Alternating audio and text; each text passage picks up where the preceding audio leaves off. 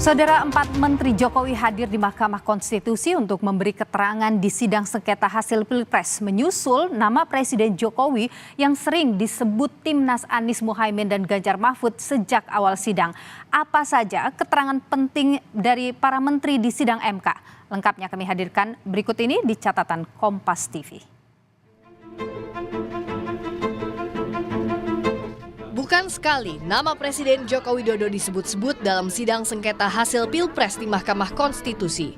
Kuasa hukum Timnas Amin menuding ada intervensi Presiden di Pilpres 2024 yang membuat perolehan suara pasangan Prabowo Gibran meroket, salah satunya lewat penyaluran bansos.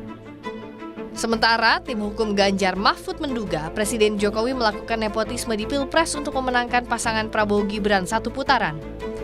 Nama Jokowi disebut di sidang Mahkamah Konstitusi menghadirkan 4 menteri, antara lain Menko PMK Muhadjir Effendi, Menko Perekonomian Erlangga Hartarto, Menteri Keuangan Sri Mulyani, dan Menteri Sosial Tri Risma hari ini. Salah satunya Menteri Perekonomian Erlangga Hartarto yang ditanya Ketua MK Soehartoyo soal pernah atau tidak ada pesan dari Presiden Jokowi soal nuansa sensitif pembagian bansos jelang pemilu. Erlangga menegaskan tak ada ekstra program terkait pemilu. Khususnya di era menjelang pemilu itu, Bapak-bapak dan Ibu-ibu, apakah di forum itu ada tidak pesan-pesan dari Presiden ataupun usulan dari para menteri bahwa hal yang demikian itu ada nuansa-nuansa yang sensitif yang kemudian harus dicermati? Kembali lagi sampaikan oleh Bu Mensos bahwa ini program yang sifatnya selalu bulanan. Jadi tidak ada ekstra program yang terkait dengan pemilu. Tidak ada sama sekali. Hakim Konstitusi Arief Hidayat menjelaskan dasar pemanggilan keempat menteri yang merupakan pembantu Presiden untuk memberikan keterangan di sidang MK. Arief menyinggung salah satu dalil pemohon adalah cawe-cawe Presiden.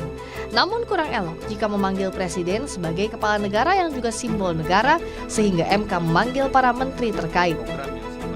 Yang terutama mendapat perhatian yang sangat luas dan kemudian didalilkan oleh pemohon itu cawe-cawenya kepala negara. Nah, cawe-cawenya kepala negara ini Mahkamah sebetulnya juga kita memanggil kepala negara Presiden Republik Indonesia. Kelihatannya kan kurang elok karena Presiden sebagai kepala negara, simbol negara yang harus kita junjung tinggi oleh semua stakeholder, maka kita memanggil para pembantunya. Dan pembantunya ini yang berkaitan dengan dalil pemohon. Sidang gugatan hasil pemungutan suara terus berulang pasca pemilu digelar. Pembuktian harus berjalan transparan dan hasilnya mampu dipertanggungjawabkan kepada publik sebagai pemilik hak suara.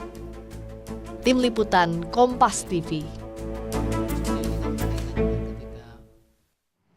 Mahkamah Konstitusi diharapkan memutus tidak saja berdasarkan keterangan yang tampak atau muncul di persidangan, tetapi sangat bisa lebih dari itu.